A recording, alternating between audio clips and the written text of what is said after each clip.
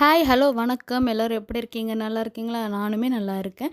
இது என்னன்னா, இந்த வீடியோ ஆல்ரெடி நான் ஷார்ட்ல விட்டுருப்பேன். இது வந்து ஆக்சுவலா நான் லாங் வீடியோ எடுக்கணுன்ற ஐடியாவே எடுக்கல. ஆனா, இந்த வீடியோ வந்து கிளிப்பிங்ஸ் கொஞ்சம் நின்னுட்டே போச்சு.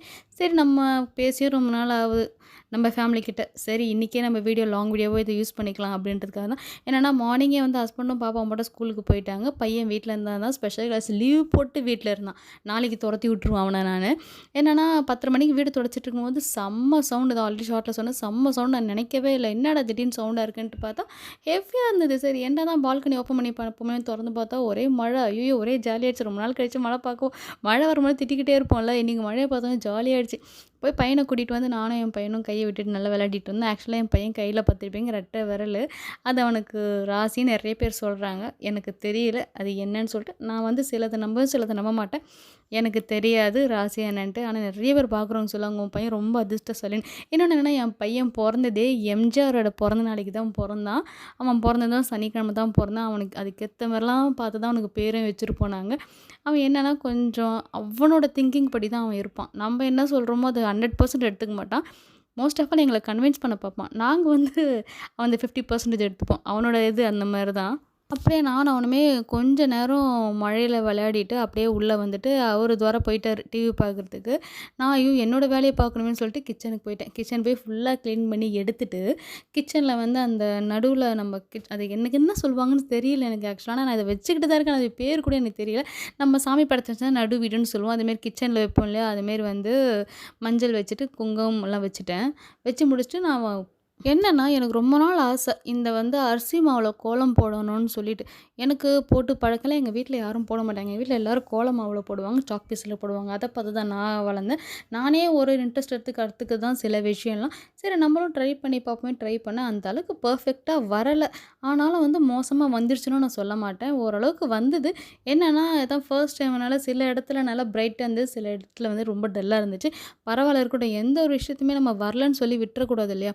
போக போக எல்லாத்தையும் கத்துக்கலாம் அப்படின்றதுக்காக போட்டேன். போட்டுட்டு அதில கேஸ் ஸ்டவ் மேலேயே வந்து குங்கும மஞ்சள்லாம் வச்சுட்டு, பூ வச்சுட்டு, சும்மா வெறுமனே விடக்கூடாதுன்ட்டு அந்த குக்கர்ல வந்து நான் காலையில பிரிஞ்சு சாப்பாடு தாளிச்சிருந்தேன். அந்த குக்கர தூக்கி மேல வச்சுட்டு வந்தேன்.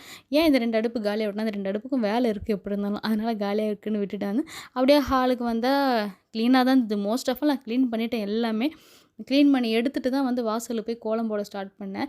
ஏன்னா, நாளைக்கு வந்து நான் மறுபடியும் இதெல்லாம் கிளீன் பண்ணணுமே அப்படின்றதுக்காக, அருவிக்கல் மேல மஞ்சள்லாம் இன்னைக்கு போடல. அதனால சிம்பிளாவே கோலம் போட்டுருவோம். நாளைக்கு எப்படி இருந்தாலும் கிளீன் பண்ணி தான் ஆகப்போறோம்னு சொல்லிட்டு. ஏன்னா வந்து நான் இந்த பங்குனி உத்திரம் இது வரைக்கும் இருந்ததில்ல. ஃபர்ஸ்ட் டைம் இருக்கலாம். ஏன்னா நான் கந்த சஷ்டி அந்த மகா கந்த சஷ்டிக்கே வந்து ஃபர்ஸ்ட் டைம் தான் இருந்தேன்.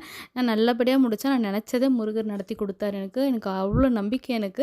நெறைய வாட்டி சொல்லியிருக்கேன். முருகன் மேலயும், வராகி அம்மன் மேலயும் எனக்கு அவ்வளோ ஒரு நம்பிக்கை இருக்கு 2 பேர் மேலயும். அப்பா, அம்மா மாதிரின்னு சொல்லியிருக்கேன் நானு.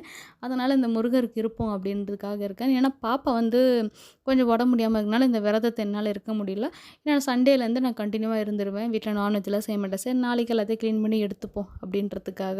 ஒருத்தவங்க செய்றாங்கன்னு பார்த்து செய்றது இது கிடையாது. நம்ம தெரியாத விஷயத்த தெரிஞ்சு, புரிஞ்சு பண்ணணும்.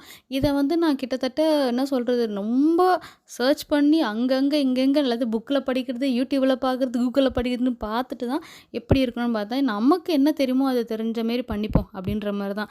ஆல்ரெடி நான் சொன்னது தான். நமக்கு என்ன தெரியுமோ அது பண்ணுவோம். நான் ஏன்னா கந்த சஷ்டி கவசம் எப்படி இருந்தோமோ அதே விரதத்த மேற்கொள்வோம். இதுமாரி அப்படின்ற ஐடியால தான் இருக்கேன். சரி பார்ப்போம் நம்ம உடம்பு ஒத்துழைக்குன்ற நம்பிக்கை எனக்கு இருக்கு. அபார நம்பிக்கையில நான் இறங்குறேன். நல்லபடியா முடிப்பேன். எனக்கு என்னன்னா, நம்ம ஒரு விஷயத்துல இறங்கக்கூடாது. இறங்கிட்டோம்னா அந்த விஷயத்த முடிக்காம திரும்பி வரவே கூடாது அப்படின்ற மாரி தான் இருக்கு. இதே இந்த யூடியூப்ல நான் இருக்கேன்னா கூட நான் இன்னுமே தத்துக்குட்டி தான். நான் ரொம்ப நாளா இருக்கேன். ஆனா நான் இன்னுமே தத்துக்குட்டி தான். இன்னும் நான் கத்துக்கிறதுக்கு நெறைய இருக்கு. எவ்வளோ பேர் என்னென்னோ பண்றாங்க. ஆனா நான் எனக்கு தெரிஞ்சத மட்டுமே செய்றேன்.